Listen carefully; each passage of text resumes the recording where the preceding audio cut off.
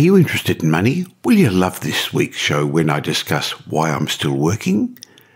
Why you're going to need to change yourself if you want to become wealthy, and we delve into a study of the money habits of the rich.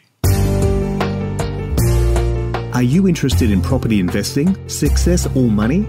Well, you're in the right place. This is the Michael Yardney podcast, where each week you'll learn a number of new ideas regarding success, property investment and money in 20 minutes or less. Our show is brought to you by Metropole, who specialise in helping you grow, protect and pass on your wealth through strategic property advice. Now here's your host, Michael Yardney, who has once again been voted Australia's leading property investment advisor. That's the fourth time he's won a similar award in the last 6 years.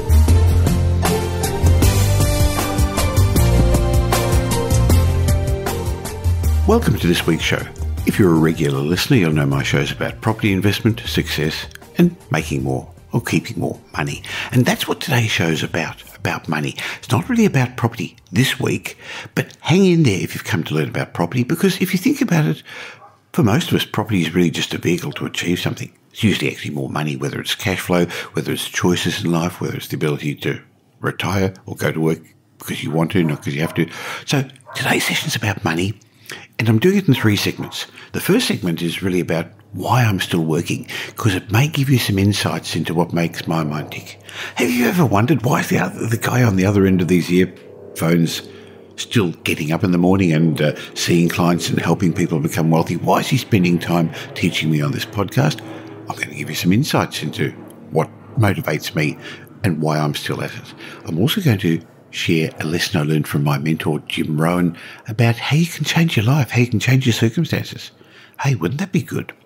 And the third segment is going to be a chat with my good friend Tom Corley from the United States about his 3-year study about the habits of the rich.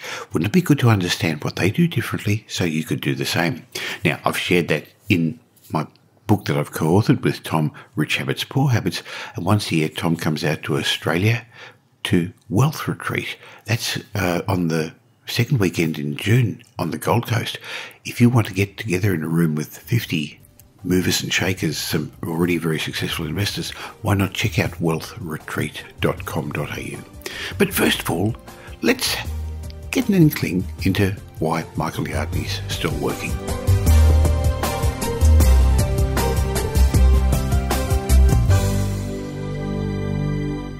Today I'd like to chat about something a little bit different. I'm going to give you some insights into what makes me tick. Maybe you'll learn something useful from it.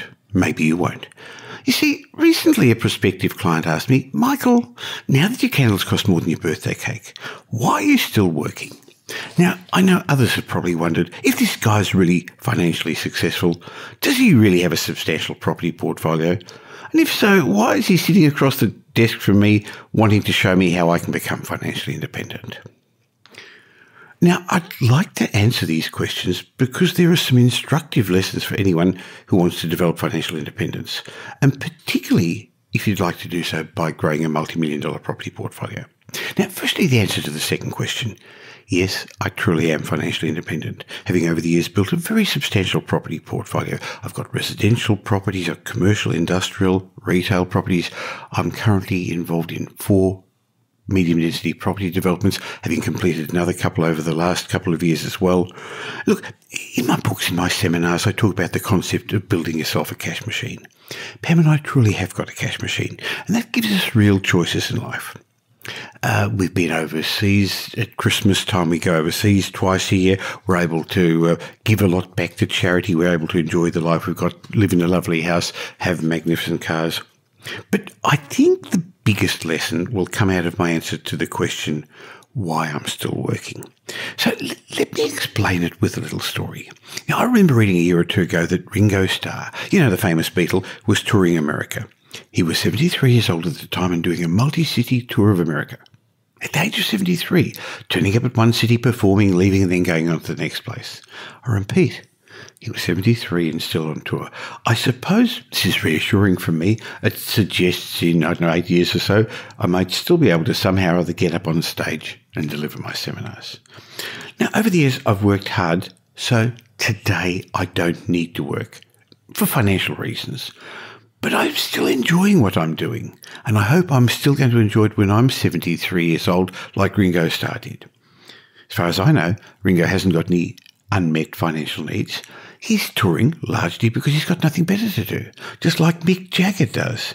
And I think there's a more constructive comment. He's still touring because he's got nothing else to do for which he's got comparable enthusiasm.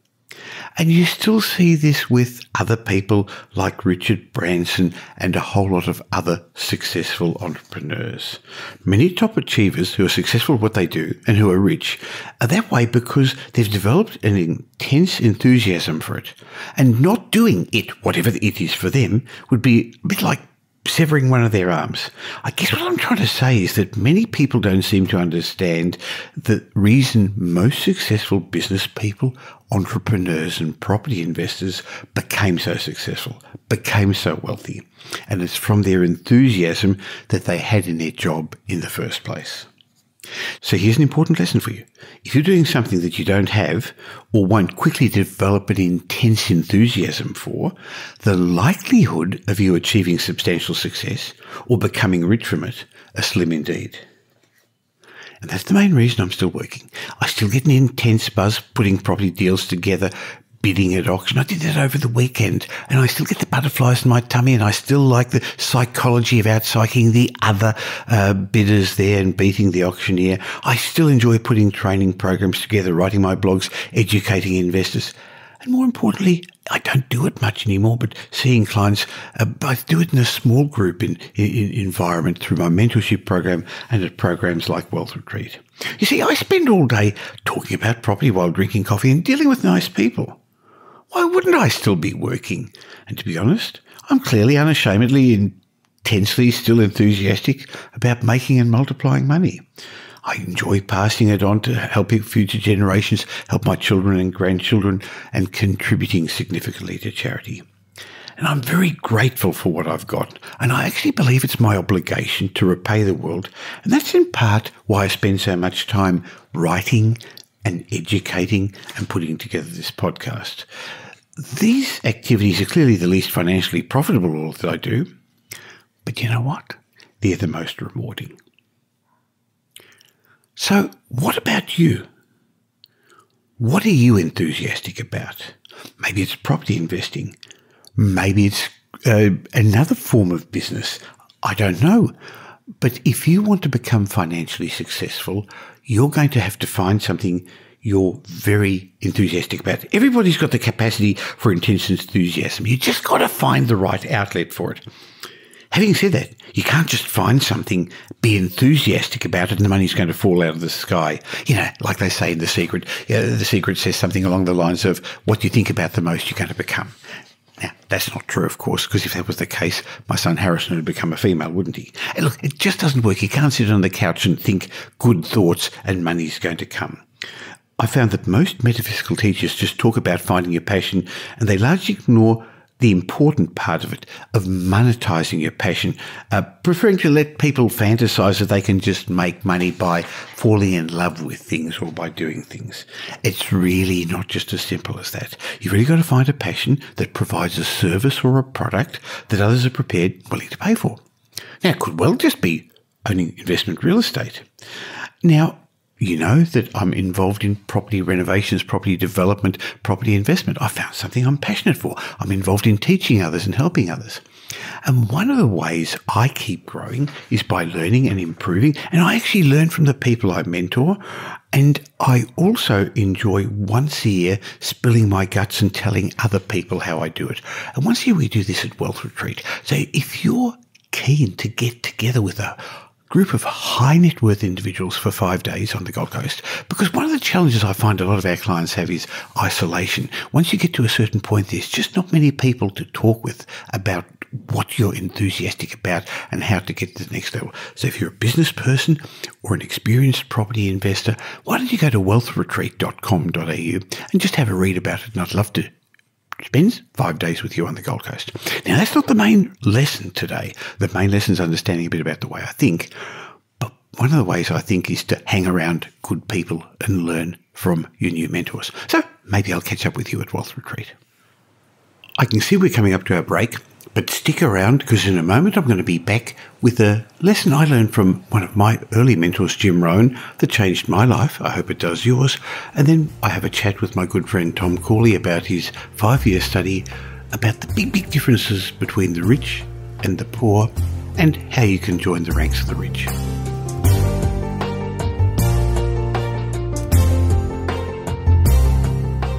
If you're looking to get started in property or to grow your existing portfolio, turn to someone you can trust for independent advice. The team at Metropole Property Strategists have been involved in over $2 billion worth of property transactions, creating wealth for their clients, and they can do the same for you.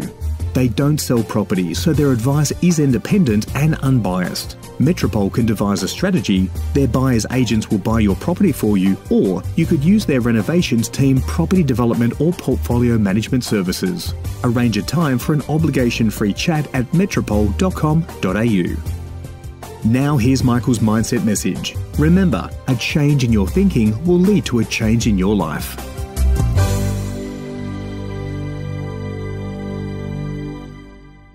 If you're a regular listener, you know that each week I have a mindset moment because I learned from my early mentors that if you can change yourself, you can change your life. And if you don't change the way you think, the world isn't going to change around you. And this was taught early on in the piece to me by the late Jim Rohn, who taught me that I can't change my circumstances, but I can become stronger and better and wiser by learning about my circumstances. He taught me that life's a constant change. He thought change was predictable. Now, I'm not totally sure that's true, but he believed very much in the seasons. And he said that as humans, we had the power of attitude and that our attitude determines our choices and determines our results. So it's back to what we've said in previous sessions. Your thoughts lead to your feelings lead to your actions lead to your results. It comes in all different ways, doesn't it? And Jim Rohn wrote a little article that I'd like to share with you today. And he said, we as humans have the power of attitude, and that attitude determines choice, and the choice determines results. All that we are and all that we can become has indeed been left to us to decide and interpret from our attitudes and choices. Life is like the changing seasons, said Jim Rohn. You can't change a season, but you can change yourself. So the first major lesson in life is to learn how to handle the winters. They come regularly, right after autumn. Some are long, some are short, some are difficult, some are easy, but they always come right after autumn. That's never going to change. And there are all kinds of winters. The winter when you can't figure it out. The winter when everything seems to go awry. There are economic winters, social winters and personal winters. Wintertime can bring disappointment, and disappointment is common to all of us. So Jim Rohn writes, you must learn how to handle the winters.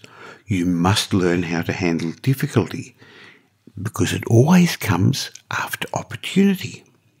Isn't that interesting? Winter comes after autumn. That's never going to change. So the big question is, what are you going to do about winters? You can't get rid of the winter months by tearing them out of the calendar, but here's what you can do. Jim Rohn says you can get stronger, you can get wiser, you can get better. Remember that trio of words, stronger, wiser, better. The winters won't change, but you can. Before I understood this, I used to wish for summer when it was winter. When things were difficult, I wished they were easier. I didn't know any better. But then I learned from Jim Rohn. He taught me, don't wish it were easier, wish you were better. Don't wish for fewer problems, wish for more skills. Don't wish for less challenges, wish for more wisdom. Some wise words from my mentor, Jim Rohn. For the last segment of this week's show, we're going to get back to the theme of money when I replay a chat I had with my good friend and co-author of Rich Habits, Poor Habits, my friend Tom Corley from the United States.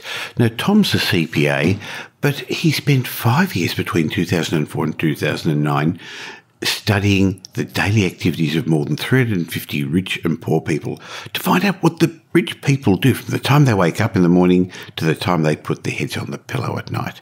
And he wrote his first book, Rich Habits, and a number of books since. And as I said, we've co-authored Rich Habits, Poor Habits. If you haven't got a copy, you really should go to richhabitspoorhabits.com and get yourself a copy, because it actually helps you understand why the rich keep getting richer and how you can become one of them.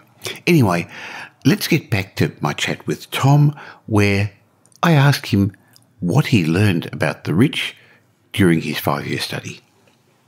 Welcome, Tom Corley. Hey, Michael, it's good to be back. How you doing? Fantastic, thank you. And Tom, I'd like to take this session back to your original study of the habits of the rich and the poor and the big differences between the rich and the poor. And when you studied them, you found that their habits were different, and that contributed to their different lifestyles. So let's start with a simple question, Tom. What's a habit? A habit is a repetitive behavior, a repetitive thought, a repetitive belief, or repetitive emotions. So it's not just one thing, it's a number of things. We can react, Michael, to a situation the same way. You could think a certain way. Negative pessimism is habitual. Positivity is habitual. And also we have habits like brushing our teeth, what time we wake up in the morning. Those are behavioral. So there's all sorts of, there's, as I like to say, 50 shades of habits out there. Well, clearly, we all have our habits, and a lot of this is subconscious. And I know your studies have shown that much of what you do all day, every day, you don't even think about it. It's happening at a subconscious level. Yeah, there's different studies on this. And in the Duke study, they say that at least 40% of your daily activities are habits. So that means 40% of the time you're on autopilot. Well, I guess what that means is that it's nature's way of making life easy, because we're continuously bombarded with input. So if you have a habit, if you have a natural way of doing things, then you don't have to think about it. You can get on with making decisions.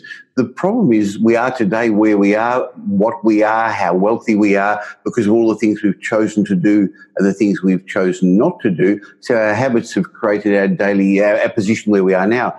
The problem with that is that many Australians and many Americans where you are aren't happy with their financial position. But the good news, Tom, is that you can change that by changing the way you think and changing your habits. Yeah, to me, habits are nothing but a reflection of your life. So if you have a great life, I guarantee you 100% it's because you have more good habits than you have bad habits. And if your life stinks, I guarantee you it's because you have more bad habits than you have good habits.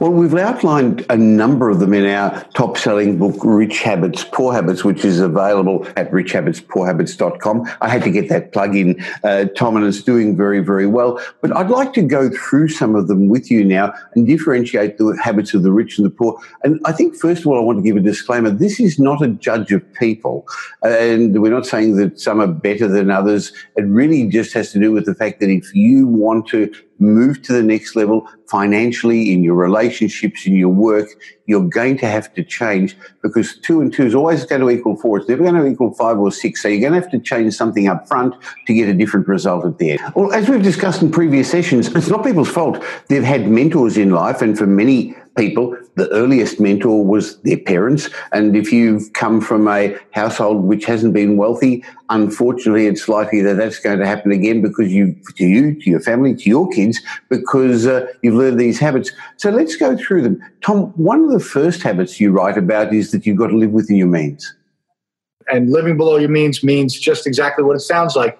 You spend less than you make, and then you put the difference into savings and you invest it. Yeah, well, I don't think people should underestimate the importance of that really simplistic sounding sentence. If you don't spend less than you earn, you're always going to owe other people money, and that's not a way to get rich. Tom, habit number 2 that you mentioned, and I'm surprised how high you put it on your list, is don't gamble. Yeah, well, this is actually, gambling is a tax on poor people. Most people want to get rich quickly. They don't want to have to work or spend 32 years doing it. So, these gambling is the shortcut in their mind. Tom, I see lottery gambling as a tax on people who can't do math. I vividly still remember every Saturday morning my father would sit at the kitchen table drinking his black coffee with a cigarette in his mouth, writing numbers down, writing words down. And I asked him, "What are you doing, Dad?" And he said, "I'm working out how we're going to spend the lottery." That was his fantasizing of what was going to happen when he won the lottery that night. And he never won the big lottery, Tom, but every week he'd spend enough on tickets to any little wins that he had went straight back into the system. And I guess the lottery and the government who takes the tax made money out of it instead. Tom, another habit that you've written about is the importance of reading every day. Yeah, so this is all about growth. Reading is about learning, and learning is about growth. You need to grow into the person you need to be in order to be successful. And this is why success takes such a long time and so many years, because you've got to gain knowledge and you've got to gain certain skills. Reading is one way to gain knowledge and acquire information. What knowledge does is it opens up your eyes to opportunities. The more information you take in, the more knowledge you gain, the more opportunities you see. I guess it goes without saying that you've got to read the right sort of material. So we're talking about reading biographies of successful people, reading about current events, reading about history, learning about economics, finance, or whatever your industry field is, rather than reading fiction purely for entertainment purposes. Yeah, I like to say rich people are actually historians. They read history a lot. I think in my data, I think it's close to 60% of them read about history. Why is that? Because history is sort of it exposes the mistakes of individuals that individuals make. History is just one big book of mistakes. So rich people like to read history because they like to see the mistakes so that they don't repeat them.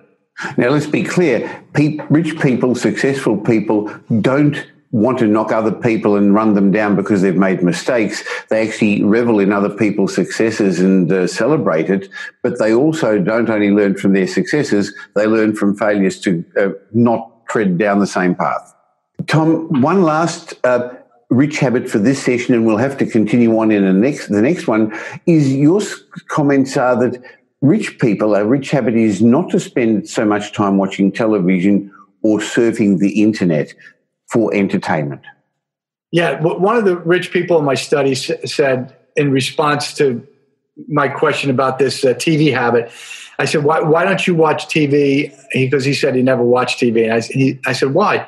He said, why would I want to watch the other people's lives when my life is so much more interesting? And I thought long and hard about that, Michael. I said, that's the truth. A lot of these reality shows have taken off around the world because their lives are so lousy and miserable. They want to watch other people who actually have worse lives. So I think that's part of it, but rich people don't think that way. They think, hey, my life is great and it's getting greater. Every day it's improving. I don't want to waste my time watching TV because it's a time waster. So in this first of the couple of series of webcasts that we're doing, Tom, we've discussed that successful people live within their means. They don't gamble. They read to educate themselves, and they don't waste a lot of time on the internet and on television. Well, there you have it. Thanks for listening to this week's show. I hope you learned a bit more about money, understanding a bit more about what motivates me. You got a great lesson from my mentor, Jim Rohn, and you heard from Tom Corley about his study of what makes the rich different to the average person. Now, if you've enjoyed Tom and my session, why not go to richhabitspoorhabits.com and get a copy of our book, Rich Habits, Poor Habits, where you're going to understand that in more depth. But if you'd really like to get into it, why not join us at Wealth Retreat on the Gold Coast in June 2018. It's a small group environment. It's a 5-day workshop. It's been running for over 11 years now and sells out every year. But you learn how to be a more successful business person, entrepreneur and investor in an environment that's conducive to learning and conducive to growing just because of the sort of people that are there. I look forward to catching up with a really small group of you at Wealth Retreat 2018 because we keep the room size very small on purpose so that you've got lots of one-on-one time and you can learn. But for the majority of you, I look forward to being in your ears again next week. Thanks for listening to this week's episode of the Michael Yardney podcast, which was brought to you by Metropole, who help their clients grow, protect, and pass on their wealth through strategic property advice. If you got value from listening to this podcast, please leave us a review and we'll read it out on a future show. Just go to michaelyardneypodcast.com/review and it will take you over to iTunes where you can enter a review and let us know what you think. We'd really appreciate it. If you don't already subscribe on iTunes or on your Android phone, you'll find us there as Michael Yardney Podcast. If you'd like to gain instant access to the show notes or a transcript of the show, head across to michaelyardneypodcast.com. Watch out for our show next week. You'll learn some new ideas about property investment, success, and money in around 20 minutes.